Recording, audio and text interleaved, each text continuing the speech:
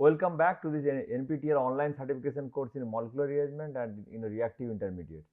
In the last couple of classes, I was talking about the carbocation and carbon ion. I hope you guys have seen those lectures. In the today's class, I am going to introduce you another very important concept is the radical chemistry.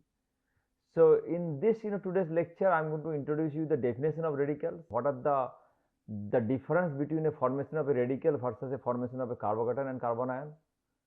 Then the most important concept is what are the different type of free radicals. So there you are going to learn today that there will be an electrophilic free radical, there will be nucleophilic, there will be amphiphilic, and then also I am going to talk about some of the cationic radical, anionic radical, and through the molecular orbital I am going to discuss about their stability and their reactivity profile.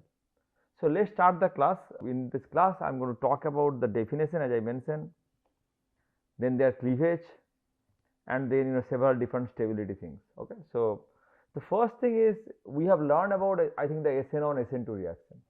So those are the ionic reaction, correct? So first thing you can see SN2 reactions where a nucleophile is attacking to the backside of this methyl chloride to forming this ether. If you see here, when this CH3Cl bond is getting cleaved, it is actually cleaving in a heterolytic fashion, because here you can see this is you can think about like a CH3 plus and Cl minus, means this 2 electron coming from methoxide is forming bond with the CH3 and Cl minus is getting out, which is this Cl minus and this Na plus is actually forming the sodium chloride. The next example about a SN1 reaction. In this terbutyl iodide, so there is a first is in the SN1 reaction, if you know the first is the ionization, correct, the dissociation of carbon iodine bond that will generate this carbocation here. Okay, so this will be CH3, and once this carbocation is generated, now the nucleophile comes attack nucleophile attack here and forms the product. But the question here is that on the first step you can see clearly there is a heterolytic cleavage happening.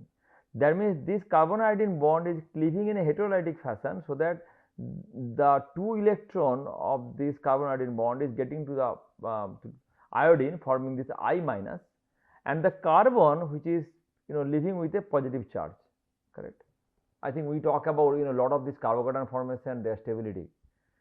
And then there is another important reaction. If you have a alkene and they are reacting in the HCl in the gas phase, there also you can see this pi bond. So the pi bond once giving the electron density to the H plus, then there is a carbocation. So the H plus is taking the 2 electron and then generating a carbocation on the carbon. So again there is a heterolytic cleavage happening. Okay, so these are all different type of ionic reaction where we have seen the heterolytic cleavage. But in the today's class I am going to introduce you for the generation of radical is happening through a homolytic cleavage or homolysis.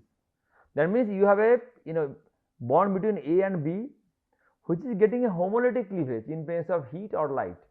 So that is generating a dot and B dot. We call them as a radical. So it can be defined, a radical is a reactive intermediate with a single unpaired electron. So that is the most important thing. And mostly you are going to see that the radicals are mostly not a charged species, but yes, you are going to see some of the cationic and anionic radical as well. And then you are going to see that this most important thing is that once you are trying to draw this, like trying to write the reaction mechanism, you have to understand there is, in case of ionic reaction we have already shown you that full headed curved arrows. But once you try to show the radical, suppose you are going to show them the A and B bond is getting cleaved to generate a radical, you have to use this half-headed arrows. That means arrow like this. So these are called a half-headed arrows or a fish hook arrows. Okay, so these you can use to show the formation of the radical. Okay, so the important thing is this homolytic cleavage is driven by the ability of a molecule to absorb energy from a light or heat and the bond dissociation energy or enthalpy. Okay, so this is the very important thing. So we talk about there will be cleavage of A and B and formation of A dot and B dot, correct. But the question comes that depend on how much energy this bond going to get absorbed. That is number one. And then what is their bond dissociation energy? So we are going to come back to that discussion, that the bond dissociation energy is very important parameter here.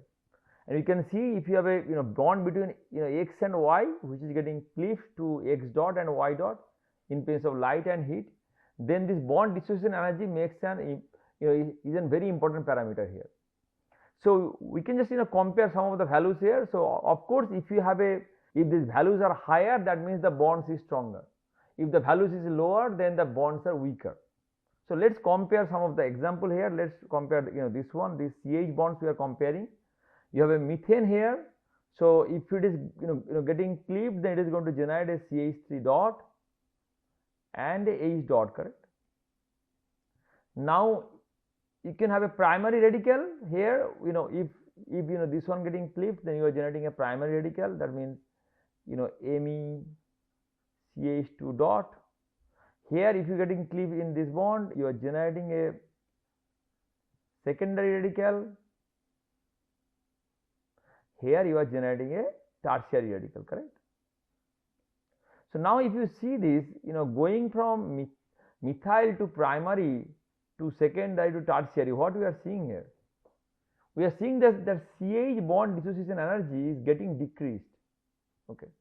So that means once the bond dissociation energy is decreased, now the radical which is forming, you are going to learn soon that the radical which is going to form, if the bond is weak, now the radical which is going to form is a stable radical.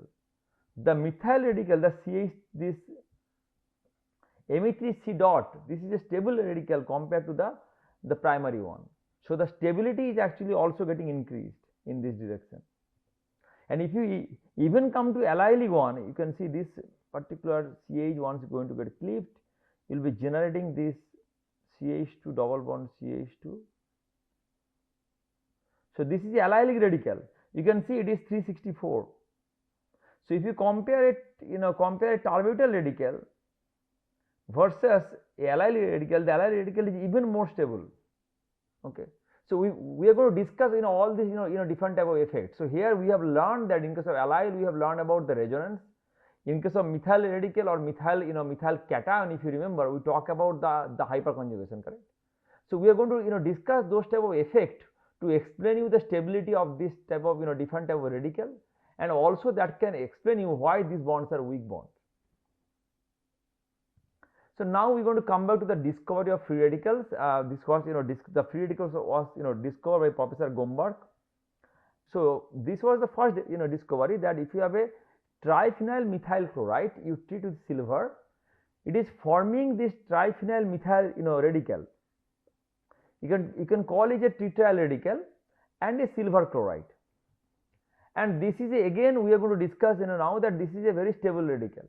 If you remember, when you are talking about a carbocation, I mentioned that this is a very stable carbocation. In the radical also this is a very stable radical. But then the Gomberg observed that this this radical does not stay like that, it can dimerize. So that's one of the important reaction between the radical, that they can form a dimer. So he proposed that it could be a homodimer. That means two of these radical comes and forms a dimer. But later in the 1970s, from the NMR spectra, it was proved that it is not a homodimer, it is a heterodimer. That means what is happening, once you have this dot, if you try to push arrow, and you are going to see that you end up generating a radical in this position. So now this radical is combining with the another the trityl radical to form this compound. Okay. So after that you can see that we have already, so the radical was discovered, but then there are the instrument technique which was also developed called electron spin resonance, or ESR, or you can call it also EPR, electron paramagnetic resonance. Okay. So there what you are seeing, we can able to detect the free radical using these two spectroscopy technique. Okay. You can able to find the characteristic peaks here. From there you can able to confirm not only the presence of the radical, you can also able to you can get some of the information about the structure as well. So you can get some specific information about the structure of the radical. So moving further, now we are going to learn about the MO of a methyl radical. So that is the simplest radical here. Okay, so this is a CH3 dot, and if you see in this CH3 dot, the carbon will be the sp2 hybridized. We are going to come back in a minute about the hybridization. And of course, that is for only for methyl radical. I'm going to come back that that is not always true for all the radical. So now if you see in this one, you have a 3 CH bond, and the carbon will have a sp2 hybridization, and then the hydrogen will have the the 1s orbital. So that is forming this doubly occupied S CH orbital will be there. So there will be 3 of these orbitals. Okay, and then so these are the 3 CH bonds, and then you have one p orbital, which is the pz orbital, will be singly occupied. Now that is the radical here. That is a single occupied p orbital or single occupied molecular orbital. We call it SOMO, and then there will be a sigma star orbital here. So that will be your LUMO. Okay, so that will be first there will be HOMO, then there will be SOMO, and then there will be LUMO. As I mentioned just now that not always it has to be a sp2 hybridized. You are going to learn that in case of CF3 radical it is pyramidal. So again, if you in case of CF3 radical, because of this fluorine, that once it has to be achieved planarity, there will be huge repulsion. Okay, that's why it is going to prefer in this pyramidal shape. So now we are going to try to compare. We have learned about methyl radical. We have learned about previously that there will be methyl cation and methyl anion. So let's try to compare them. If you see in case of methyl radical, you have as I mentioned sp2 hybridized, and there will be 1 electron in the pz orbital. And then in case of sp3, like in case of CH3 minus, you will have a 2 electron which will be in that. You have a sp3 hybridization here. Okay.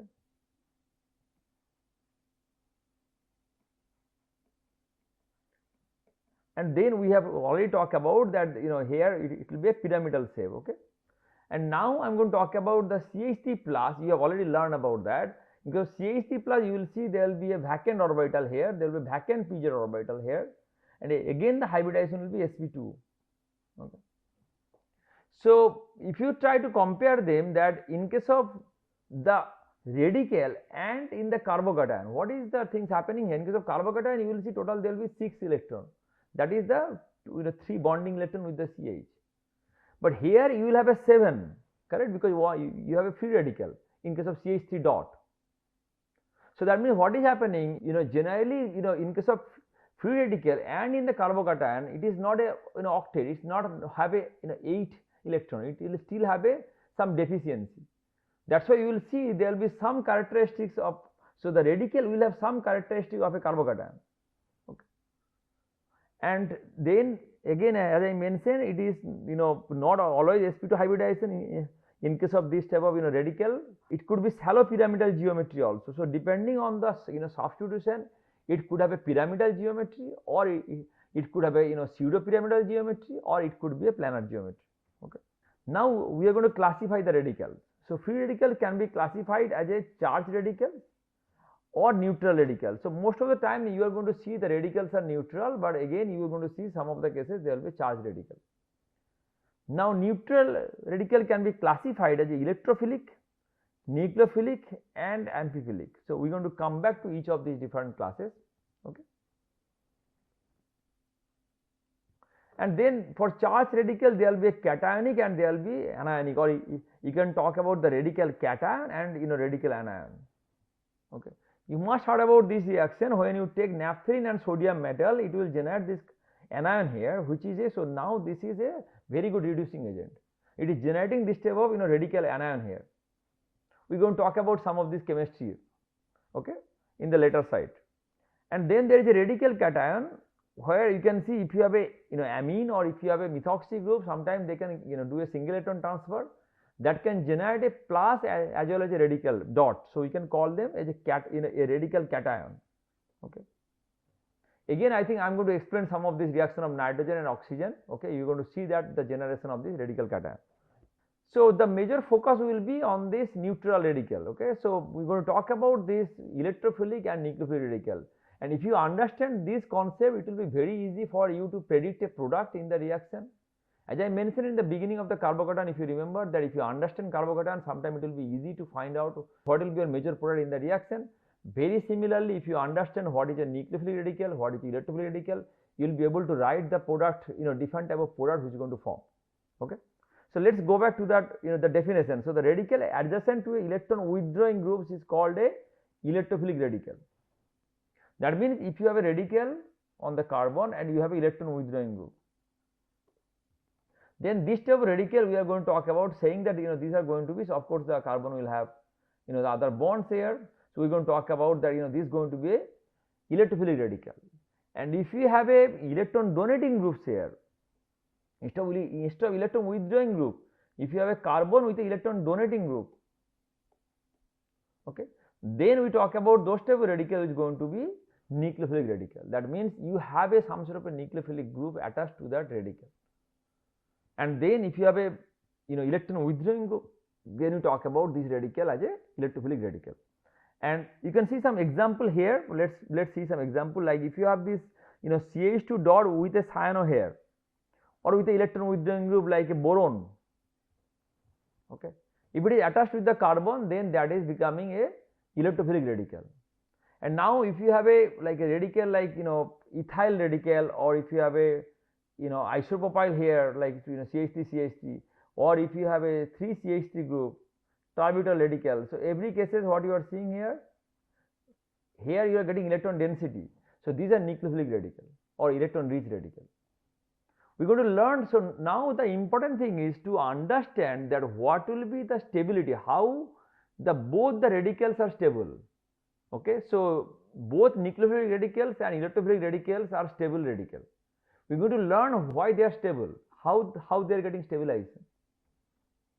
You can see here clearly in this diagram what you are showing here, that if you have an electron withdrawing group here like a cyano, then the radical is interacting with the corresponding pi star orbital here to getting stabilized. Also if you have a like a boron atom, then the vacant p orbital is interacting with the radical. Okay, we are going to come back to that in the next slides. Okay, so let's come back to first with the electron rich radical or nucleophilic radical. We are going to talk about that we can understand clearly that okay, if you have an electron withdrawing group, then the radical is interacting, getting stabilized. But now if you ask me, sir, if you have an electron donating group, we have learned that in case of carbon ion, once you have a 3CH3 group, means once you have a ternbutyl carbon ion versus methyl carbon ion, we have always know that the methyl carbon ion will be more stable than than the ternbutyl carbon ion. But once it comes to the radical, a lot of times students get confused. They might think, oh, why sir, this radical will be more stable. So why this will be more stable compared to the CH3. Okay. So to understand that, you have to understand this diagram. That means so you have this single electron here. So let's talk about that carbon will have a unmixed single electron molecular orbital HOMO, and you have this C3H3 group, correct? So they can give the sigma electron through the hyperconjugation. You have learned that before, correct? Or also this carbon-carbon bond can also give electron density through the inductive effect. So now once you have this type of donor orbitals here, okay, then what is going to happen once they mixed up, once this single electron, the single molecular orbital is interacting with the donor orbital, it is actually generating one more stable, and the new single occupied molecular orbital will be higher in energy. So previously the single occupied molecular orbital is here. By interacting with this donor orbital, its energy got increased. Okay, but at the same time it is stabilizing the donor orbital. So overall you are stabilizing 2 electron and unstabilizing 1. That means that is giving a overall stabilization to the molecule. You understand? Because of this overall stabilization, the molecule is getting, this radical is getting stabilized as well. Again, very similar thing if you have a oxygen or nitrogen. That means if you have a radical next to oxygen, okay, then also these radicals will be a nucleophilic radical. So again, these cases also they are getting stabilized. How they are getting stabilized? The oxygen lone pair now can interact with this single occupied molecular orbital of the radical, and if it is interacting, it is generating this more stabilized HOMO is getting generated here. Once it is generating a more stabilized one, of course it is generating this new HOMO will be higher in energy, but it is stabilizing 2 electron, okay, and unstabilizing 1. So that is giving overall stabilization to the system. So that's why if you have in case of nucleophilic radical, it is also getting stabilized. And as I mentioned, in case of electrophilic radical, if you remember that at the beginning this radicals is here, single occupied molecular orbital at the unmixed stage. Now when you have acceptor orbital, means here it's the vacant p orbital, it is interacting with that and forming the single occupied molecular orbital. So that is actually more stable than this unmixed SOMO. So that is generating more stability into the system. Okay. Very similarly, if you have a cyano here which has a corresponding the pi star orbital is interacting here with this unmixed SOMO. So once this acceptor orbital is interacting, it is generating the new SOMO which is the more stable compared to the starting SOMO, the unmixed SOMO. That means it is generating the stability into the system by interacting with this type of the pi star orbital here and here the p orbital of the boron. Okay. And we are going to come back to that this discussion, that why these radicals we are going to prefer to react with a electron rich olefin. Okay, we are going to come back to that explanation later. But first we have learned about the stability. So let us solve some of the problem based on the stability. So radical stability increases in the order of this, as I mentioned, because of this inductive effect. I think I have clearly mentioned, that's why the tertiary radical will be more stable compared to a secondary, primary and methyl. And you have seen the very similar, because of that stability, the bond energy is getting, the CH bond energy is getting decreased. Again, you can also explain them through the hyperconjugation, as I mentioned, that you can also explain them through the hyperconjugation. So you can see here the stability increases in this direction, very similar things, because of the more number of hydrogen atom can able to participate in the hyperconjugation. Okay, it is very similar thing we have talked about in the during the carbocation stability, the hyperconjugation and the inductive effect. I think one more thing we have also mentioned, if you remember, called a resonance effect. If the radical got a the resonance stabilization, that means if you have this radical here, this allylic radical will be more stable compared to the corresponding the propyl one, because this radical can able to draw a resonance structure like this. So that means if you are able to draw a resonance structure, that's why this allylic radical is more stable. Okay. Again, the geometry of free radicals is shallow pyramidal, so that can able to do a partial overlap with the adjacent p orbital of the pi bonds, okay, resulting on the delocalization. What is saying that because of this shallow pyramidal geometry, this radical here can interact with this adjacent pi bonds to form this resonance structure. Again, the benzylic will be more stable compared to the corresponding the primary radical. Okay, again because of this the resonance stabilization of this radical. So the radical stability increases with adjacent lone pair donors. If you have a lone pair donor, you can see the bond energy is 9. You can see this is the weakest bond once you have this with the NH2 versus OH, fluorine. So what is happening here? You can see is 93, 95, 101. So in this direction, what you are seeing, the bond energy is getting increased. Correct? Bond energy is getting increased, and the stability is getting decreased. So that means this is the more stable, then the oxygen, then the fluorine. And you can also see across the table the increasing electronegativity decreases stability. So that means if you go this direction, you are going to see that you are in the fluorine. So here I think we can explain the same result from this chart also, that if you compare the nitrogen, oxygen versus fluorine, which one is more electronegative, the fluorine will be the highest, correct, then oxygen, then nitrogen. So as the electronegativity is getting decreased, the stability also getting increased, because you can understand that the radical, as I mentioned, the radicals are not in the octet, so it's still a 7 electron. That means it is not an electron rich species. So if you increase the electronegativity, then the S character will be increased. Okay, so that can stabilize the radical more. That's why the radical next to fluorine will be less stable compared to the nitrogen one. Again, I think I have explained this thing that once you have a methyl radical in the sp3 versus sp2 versus sp, so again the percent of S character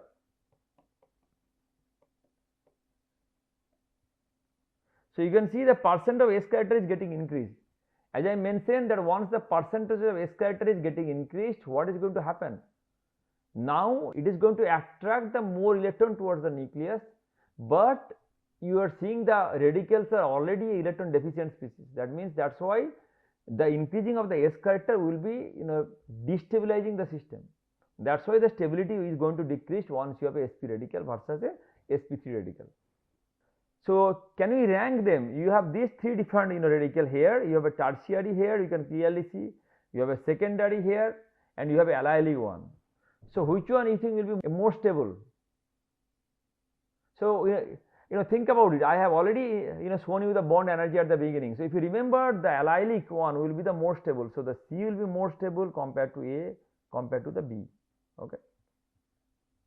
So now I am going to explain you one of the important concepts at the beginning, as I mentioned, that we are going to learn slowly that once you have an electrophilic radical, suppose you have a radical with a, let's consider this one. You have a two different electron withdrawing group. Now you will see that if you have a two electron withdrawing group, then this is going to be an electrophilic radical, and the electrophilic radical will be try to add to a olefin which is electron rich. Suppose this one. So this will prefer to add these olefin which are electron rich, because the oxygen can give electron density. And the other side, if you have some radical like this, then they will prefer to add to a olefin which are electron deficient. So they will be preferred to add to a olefin which are electron deficient olefin. Now the question is why? Why there is a preference for that? So that can be also explained through the molecular orbital. Again, I think if you understand this molecular orbital, it will be easy for you to predict the product, as I mentioned at the beginning. So let's try to understand this diagram.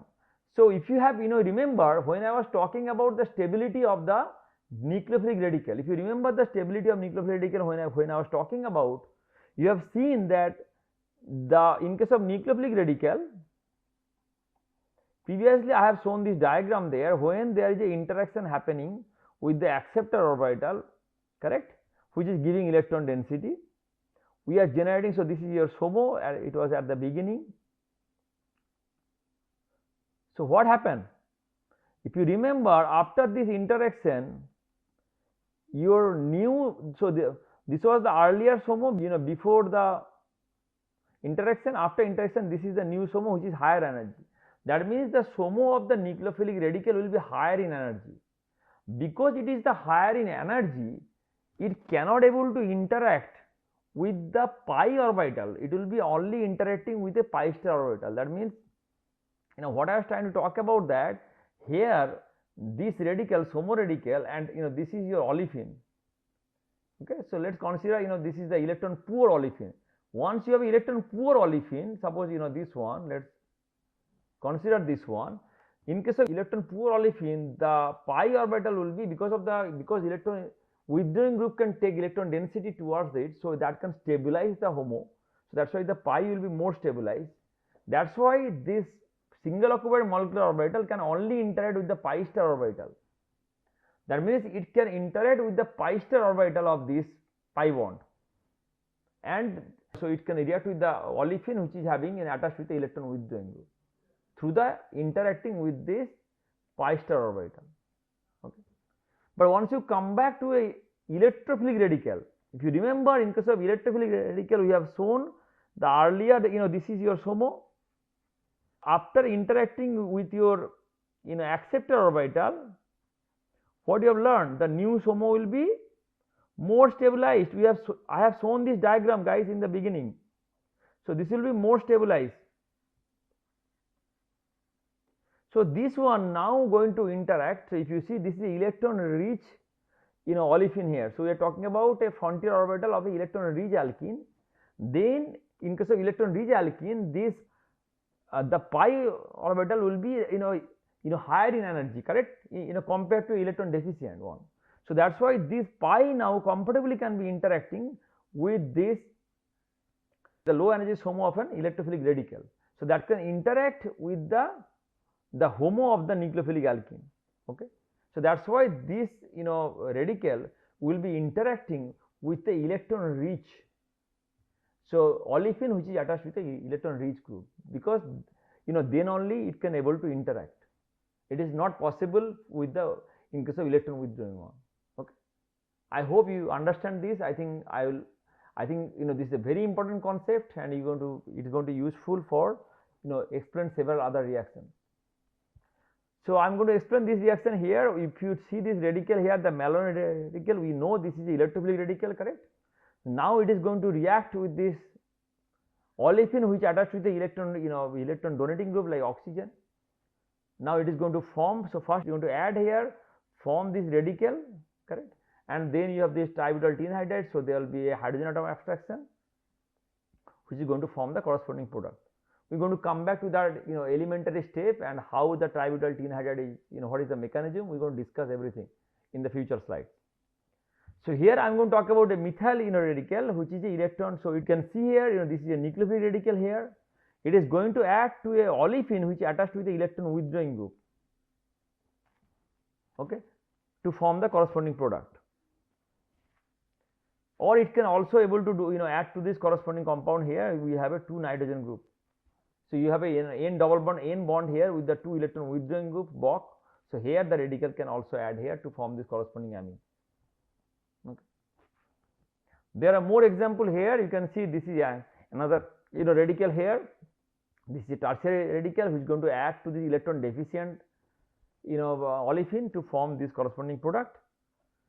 Now here you can see so this is a alpha amino radical. So these are also a nucleophilic radical. It is going to add to pyridine in presence of phosphoric acid. Why? Because in presence of phosphoric acid, this nitrogen is getting protonated.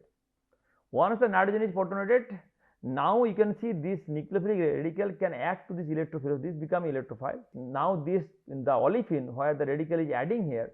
Now it's you can think about this is like a carbon double bond N with a plus charge here, correct?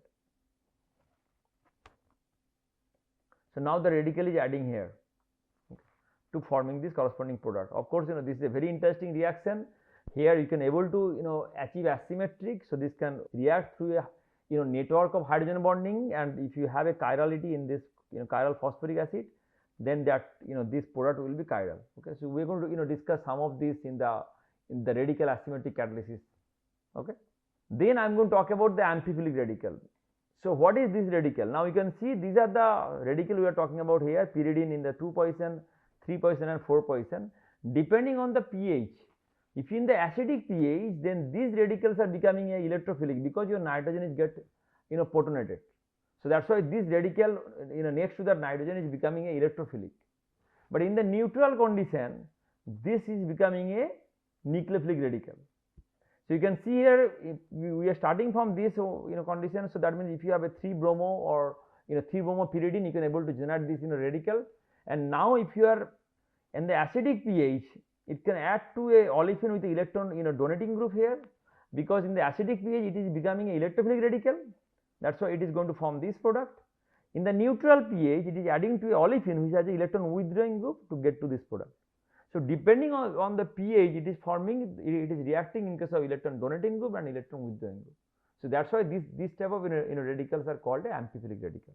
And then there is a radical cation and the radical anion. So radical cation, as I mentioned, if you have this nitrogen and oxygen, if there is a single electron transfer happen, you will be generating a plus and the dot. You can see here we are going to talk about some of this chemistry. You can see there is an example that some radical cations are even resonance stabilized. If you have this oxygen dot with this double bond attached here, that can also get stabilized through the resonance. Okay. And then the other class is the radical anion. So again the radical anion is a free radical species that carries a negative charge. So radical anions are encountered in organic chemistry as reduced derivative of polycyclic aromatic compounds, sodium naphthalate. So if you take a naphthalene and sodium and stir it, you will be generating this sodium naphthalate, and it is a very good reducing agent, okay, with a reduction potential of around 2.5 volt. So you can see that there is another one example here which is called the superoxide anion. If you have a oxygen molecule, if you have a 1 electron getting transferred, that is generating a superoxide anion. Okay, we are going to talk about some of the chemistry using this radical cation and radical anion in the future classes. In this class, I talk about the formation of radicals through the homolytic cleavage of this, the carbon hydrogen bond or the carbon, so depending on the different type of atoms, you will be able to generate this type of radical. We talk about their hybridization. We talk about the ESR and the EPR technique, the different type of radical I have introduced you, and also I talk about their stability. Again, these are the important textbook. You can find out the radical chapter in all these books. Okay. And thank you so much for coming to the class. I hope you're going to come back to the next class. We're going to talk about more about the radical chemistry. Thank you so much.